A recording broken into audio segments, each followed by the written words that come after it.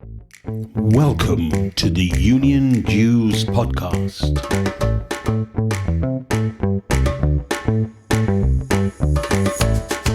The UK's only all things union show.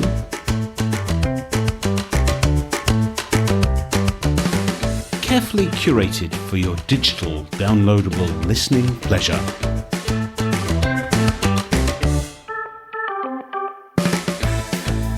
Hello and welcome to Union Jews, the UK's only all things union podcast. I'm Simon Sapper, and in this special episode we talk to newly elected TUC President Maria Exall. In announcing Maria's election, TUC General Secretary Frances O'Grady said, "As a proud lesbian, she is our first LGBT plus president, and I know she will do everything in her power to champion equality at work and in society." Maria's optimism, enthusiasm and sheer human decency have won her respect and affection at the TUC and beyond. Those qualities will be essential at a time when working people face the longest, harshest squeeze on living standards in modern history, and unions are fighting for a fair deal. Maria is an officer at the Greater London branch of the Communication Workers Union, the CWU, the union she joined in 1988 when she started with BT as a telecoms engineer. Before this, she was a care worker for people with learning disabilities, and then in mental health, and a member of what is now Unison. She is also vice chair of TULO, the liaison organisation between the Labour Party and the Labour-affiliated trade unions, and chair of the TUC's Lesbian, Gay, Bi and Trans Committee, elected to represent LGBTQ plus trade unionists on the TUC's General Council and Executive Committee. Maria Exall, you're very welcome to this Union Jews podcast. Thanks for joining us. Thank you, Simon. You've just been elected as the president of the TUC, but Yes. What is the role of the president of the TUC? Well, the formal role is to ensure you chair and have good order for the General Council, the Executive and, of course, the Congress. It's a great honour and a responsibility to be elected. It's a post just for 1 year. And yes, I think it's going to be an interesting year with the challenging times ahead for both the union movement and in general. Well, I mean, it certainly is a phenomenal achievement to be the first representative of the LGBTQ plus community sitting in one of the seats that's dedicated for those communities to be elected as president. It's a real breakthrough moment, I think, which we'll come to in a moment. But in terms of the constraints of the role, accepting those, what are your priorities? What are your hopes for the year ahead? Yes, as you say, the constraints of the role. I mean, you're there as TUC president to be a sort of figurehead for the whole of the movement, and therefore it's got to be about things that matter to the whole of the union movement. I suppose I see my main aim, I've got lots of other things that will probably come out in this podcast. Main aim would be to get over to people that unions are there for every single worker in Britain, basically, whatever sector you work in, whether you work in new sectors of the economy that aren't already unionised, whether you're working in the public sector, the third sector, the private sector, whether you're in a professional job or whether you're not, that every workplace needs a union, and every worker needs to be a union member. That will be my overall aim of trying to get over. I would imagine that you're going to have no shortage of platforms to use for that. My recollection is that TUC presidents tend to be invited to most union conferences, and therefore there's ample opportunity to engage people in that discussion about organising and servicing to make sure there is a wider coverage of union membership. Yes, I think there will be that opportunity. And Frances, as General Secretary now, and Paul as the General Secretary designate, have always concentrated on the importance of having effective organisation in the union movement. So although it's always been a priority, I think in this era where we've had the pandemic and people have seen the importance of key workers, and also at a time when unions are probably more popular than they've been for a generation, it's an obvious point to make that there is no area of work where it isn't relevant to have unions involved. I mentioned earlier that you are the first LGBTQ plus president of the TUC. Yes, first out. First out, that's true. I think it's very important to make that distinction, for sure. But And something I'm very proud of, and proud to be an out lesbian in the role as well. To what extent is it a breakthrough moment? I think it is a breakthrough moment because I'm the first, but it represents a steady increase that's been happening over decades, really, of LGBT representation within the different affiliates and also within the equality work of the TUC. And it's due to, there's a lot more LGBT plus people in leadership in the unions movement, but that's because LGBT activists in the unions have got involved and managed to push good, positive equality policy and been seen as good, strong trade union colleagues by their comrades and friends. So I think it is a breakthrough moment, but it's built on the work that's been going on in many affiliates for many years. So it's almost like it's an incremental process, and it's just that this increment has taken you through something of a glass ceiling. Yes, I think that would be a good way of putting it. Yes. I think it's really important not to undersell this, because there will be young trade unionists who are members of those communities who think, they may have encountered discriminatory behaviour from their employers, perhaps even from their colleagues, and to say, actually, there are no limits to what I can achieve in the labour movement is a really, really powerful, important message. Yes, I think that's exactly right, Simon. I hope that message is, I hope I can contribute to that message over the next year. And I think it's true for the LGBT community, but also for all the good work that's done by equality people in other strands in the TUC. We've got the big anti-racism task force, and the concentration of the movement on that encourages BME, black and minority ethnic union people, and also the good work that's done, in the women's organisation and also in the disability TUC as well. So I hope, I think I would see myself as very much representing the LGBT community, but also the importance of equality work in the union movement and recognising that those values are central. They're not shoved off to one side. They're central to the movement. Yeah, absolutely, absolutely, an integral core part of our value set and what we do. Now, you're also, as well as being president of TUC and active in your branch, and you're also vice chair of TULO, the Trade Union Labour Party organisation. Now, this is, I would say, pose a question to you, is our unions inevitably political? And if they are, why is affiliation to the Labour Party important or relevant or appropriate? I do think that unions are inevitably political. When we represent our members in the workplace and in the wider industrial arena, it quickly becomes a political matter. And it's right for us as union people to do politics. I think we shouldn't apologise for that. That's logical. If we want to improve our members' lives in the wider sense, in the workplace and in the wider community, we have to get involved. Issues of economic policy, issues of social policy have a direct effect in the workplace. Look at legislation on employment rights and the way in which anti-union laws have been brought in. That's a material effect of legislation on what we can and can't do as union people. And hopefully we will have a more progressive government and we can improve a progressive floor on employment rights, and that will make a real difference to what we're doing as union members.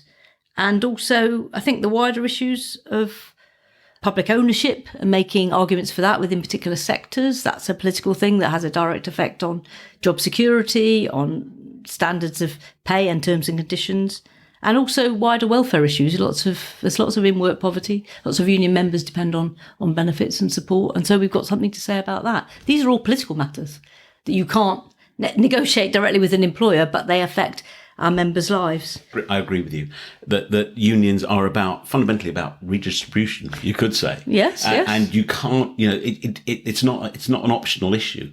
We are involved in politics in the widest sense, because, for example, if union members go on strike, it impacts upon the country generally. That's the whole point.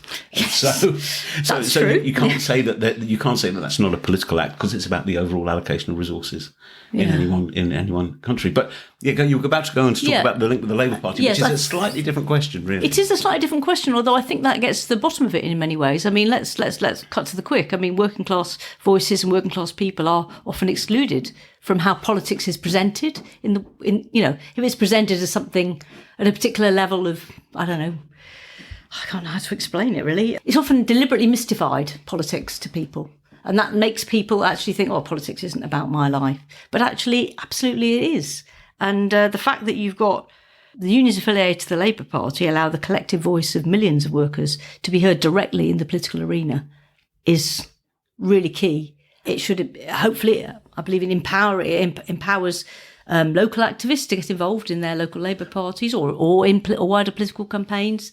And that experience of union-orientated people, bringing that experience to the Labour Party and the wider community is really important for democracy. It goes beyond just, and I want the Labour Party to win the next election, I'm campaigning for it. But it's also about having a proper democracy in our country that listens to working class people's experiences. I think also workers need a political party. Why was it's a story of history. We all know 1906, the union set up the Labour Party. That's not an accident. That's because unions at the time felt they needed a political party. They needed people in Parliament to improve working people's lives. I don't really think it's that different now. I think it's just we are 120 years on or whatever, but actually the same challenge is there for us. It's important to have the industrial wing and the political wing of our movement, and they're both necessary. And the connection between the two enhances our democracy. I would say.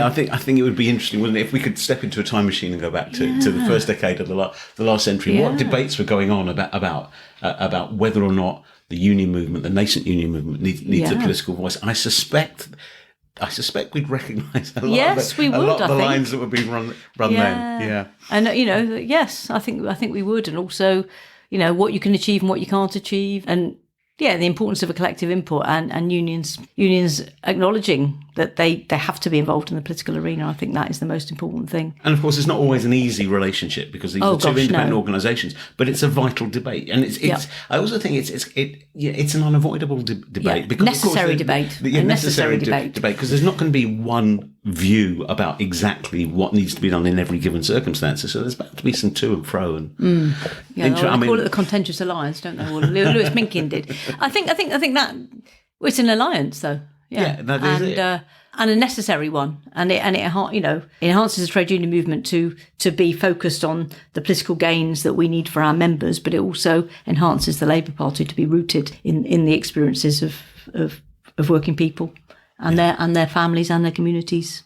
So, I mean, if we can look at the situation in your own union, the CWU. Yeah, we're busy at the moment. I noticed just a bit. I mean, protracted disputes with the employers of the vast majority of the union's Absolutely, members. Yeah. What do you think the recent past has revealed about the character and the capacity of the union in these kind of extraordinary times? Well, as you will know very well, Simon, the CWU is a union which takes its own grassroots democracy very seriously. We're built up from the branches. We elect our negotiating officers. And when it comes to something like this, when you've got 10, 11% inflation and you've got employers not willing to pay, and you've got other, in the case of the postal side particularly, massive changes being proposed by the employer, I think our union leadership has responded to the views of the members who want us to achieve what we should have, decent pay, but also to fight back against anything that's against our interests. So I think what it shows is, maybe it's a theme here, unions as democratic organisations from the bottom up, actually representing what members want. And it's never that easy. We've still got to have negotiations. But actually, the CWU, as have many other unions, responded to the members saying, we don't want pay cuts. Pretty basic, really. We don't want pay cuts. And we want, with the cost of living crisis, we want the unions to stand up for what we need. So that's how I would see it. I think, as you say, on the postal side, we've got nearly 120,000 members standing up. We've got on the telecom side, 40,000 members plus. It's the vast majority of the union is involved in some sort of action at the moment, and it just reflects what's happening in our sectors. And I think it's worth reminding listeners that the turnout in the ballots, the statutory ballots for industrial action, and the majorities in favour of strike action were huge. Absolutely. Well over 80%, I think, across the board. So in terms of your point, Maria, about the union's leadership is listening to what the members are saying, QED. Yep. Yeah. And I mean, the restrictive legislation on union balloting arrangements are outrageous. However, in a sector such as ours, where there is a union density, you call in the action, you're getting the vast majority of people voting for a start, and then and even more, greater majority of them voting positively for taking action. So, I mean, it's a sign. Yes, it's unions doing what they should do and expressing what their members want. I mean, some of the anti-union laws and the way the balloting is very unfair in other parts, especially in the public sector where there are more hurdles. But that general idea, I think it puts a lie to what a lot of people who are anti-union say, that, in some ways union leaders are just going out there and, I don't know, freestyling or causing. That's in my experience, that's not what happens. That's never happens in my experience. It's a common misconception from people who aren't familiar with unions and haven't taken the trouble to understand what they're about, that actually union barons can just go click everyone out. I'm sure some people would like that, but that's not how it works. That real life is not like that.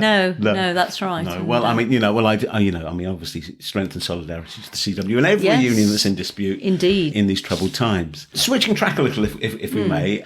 You are, I understand, a practicing Catholic. I am, yes. And I just wondered what the interaction was between your faith and your union work and your campaigning work, because in some circumstances, organised religion can be quite constraining, shall we say?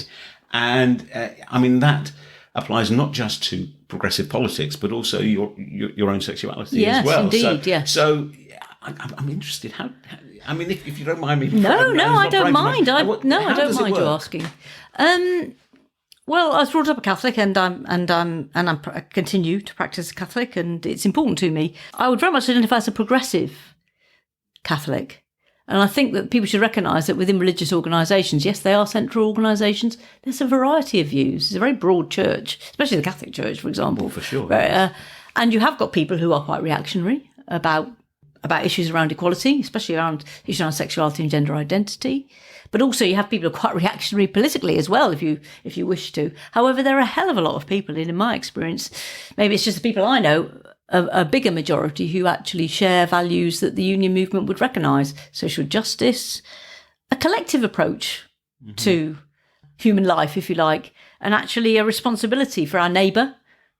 Might be our work colleague or our neighbour. And that there is, to me, there's quite a big synchronicity. And certainly in my own experience of when I was younger and becoming more political, it was informed by a lot of the values that I had picked up at church and people I knew who were active. So in terms of the equality issues, there's been massive movement on those within all churches, actually, especially Christian churches. I mean, you've seen the latest thing from the Anglican Church, and there are a lot more out LGBT Catholics. There's a lot more out Christians and people from other faiths as well. Absolutely.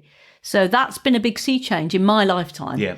Because I am a bit old, but it is. I mean, the last decade or two, I felt much more at home, thinking, it's not just me. There's loads of other people who think it's absolutely fine to be into faith and religion, and to actually also be committed to equality and recognising that those voices need to be heard within the wider faith community.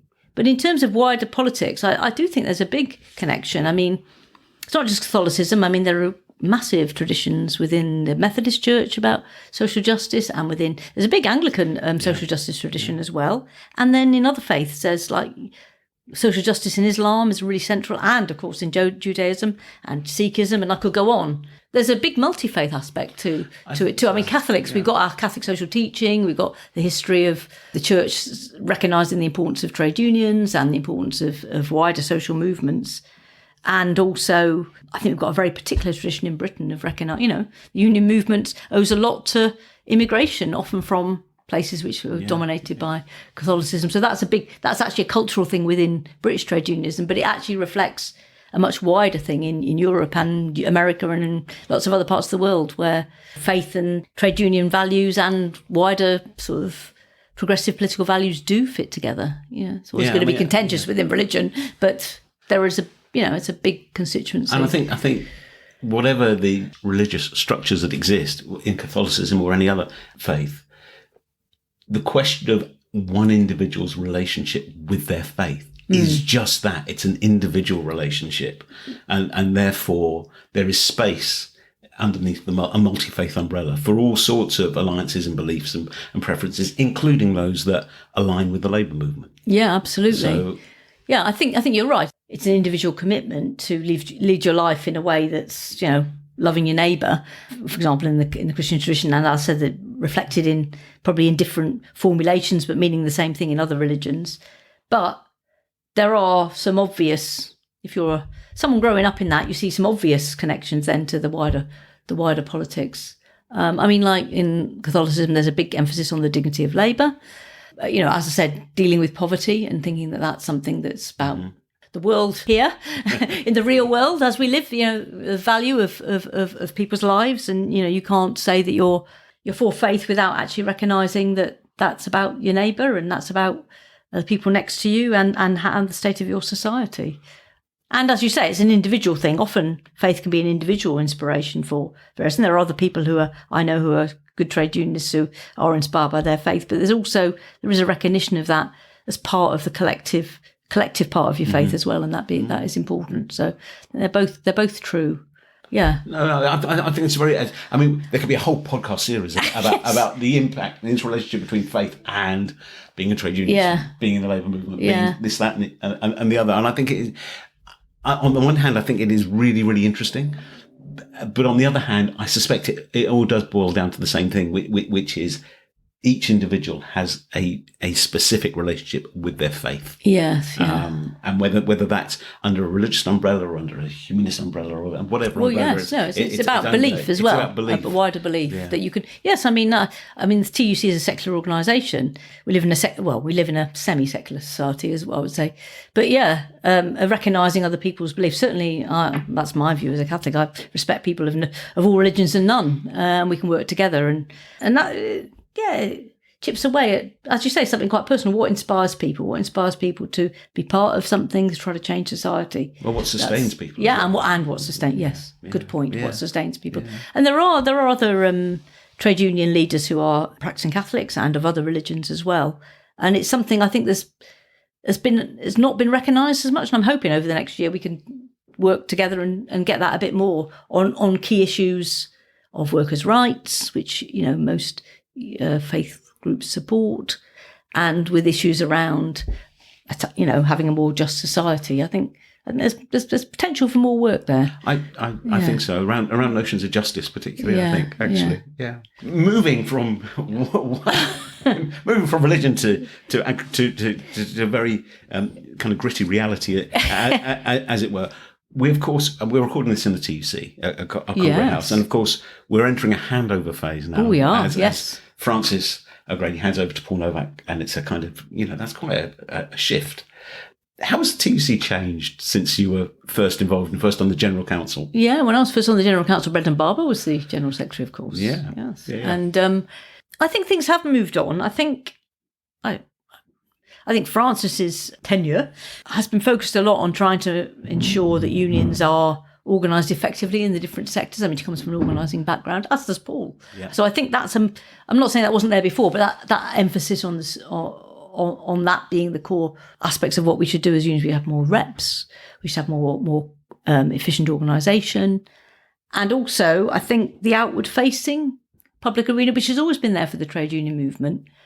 But I think if anything, because of the political changes over the last period, that there is a much more overt sort of public focus and maybe a more political focus in the wider sense of the word, small p, not focus on that being a necessary part of union work as well. And also, Frances has in many ways led the way as the first woman General Secretary, recognising that, equality's got to be integrated in everything that the union movement does. It's not just about her being a woman. In fact, under her tenure, we've had the anti-racism task force.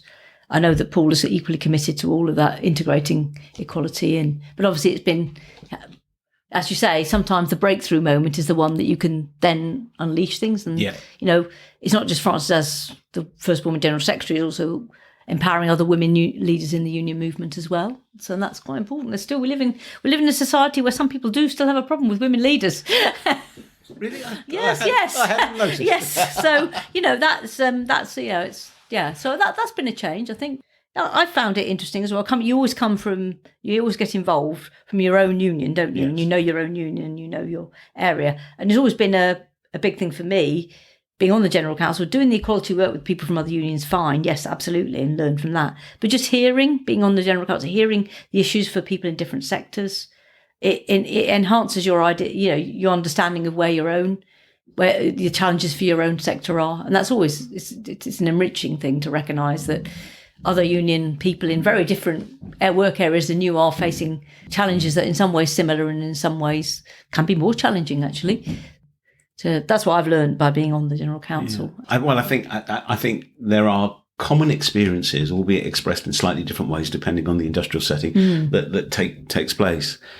But as a TUC watcher for decades, I think Francis's leadership has been transformational, not just because it's broken the glass ceiling. We've got a woman who's general secretary, but because we've also got an organizer who's general secretary, and you've also got someone who is a phenomenally effective ambassador for the trade union movement.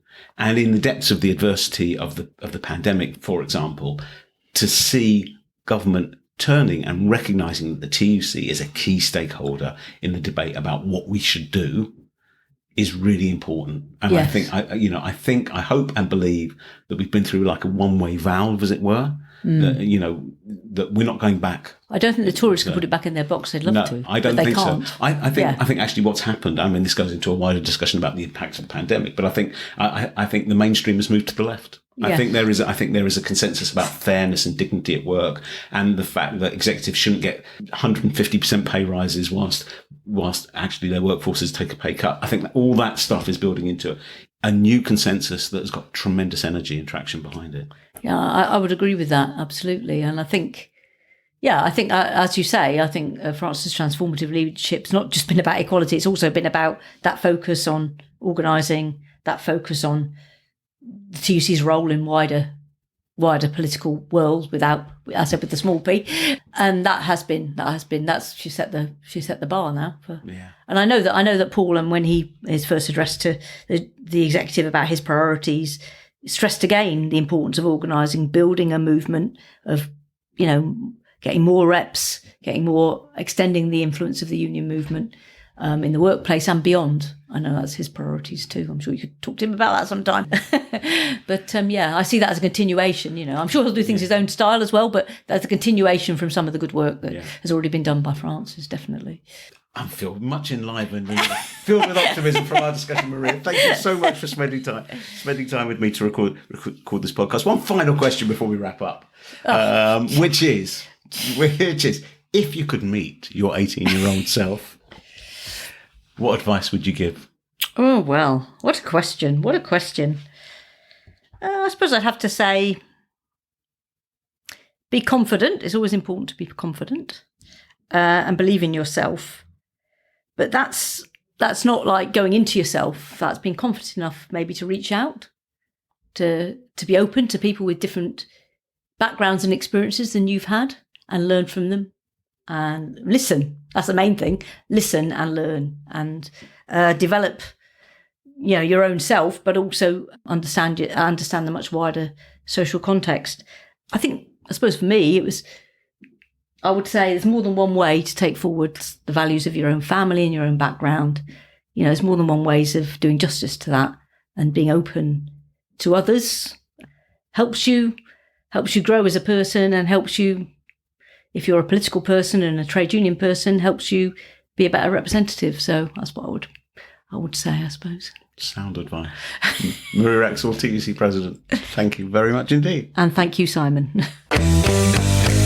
My thanks to Maria for a candid, comprehensive and reflective discussion. And if you're active in your union, especially a delegate to your union's conference, you may very well be seeing her at some point in her presidential year. You can, of course, find out more about the TUC and its campaigns at tuc.org.uk. The excellent strikemap.co.uk is a great resource if you want to see what industrial action is taking place where and by whom across the UK. That's strikemap.co.uk. And if you've a view on anything we've discussed in this episode, or perhaps the things we didn't discuss, we'd love to hear from you. You can email the show at unionjews@makesyouthink.com. There's a companion blog giving background and links over on the makesyouthink.com website, and you can tweet us at Jews Union. Union Jews is a proud member of the Labour Radio Podcast Network, and you can access over 100 union-themed shows through their portal at labourradionetwork.org. That's Labour Radio Network, all one word, .org. Finally, there's just time to plug Union Jews' sister show, Union Days, tales from the scrapbook of union stories. And many thanks for all the kind feedback from listeners so far for Union Days. You can find Union Days wherever you get your podcasts. Strength and solidarity to all those striking to defend their real terms pay and hard-won terms and conditions. It's tough out there, but as the old saying goes, it is better to light a candle than curse the darkness. Take good care. Let's look after each other. Thanks for listening, and I'll see you soon on the next Union Jews. Bye for now.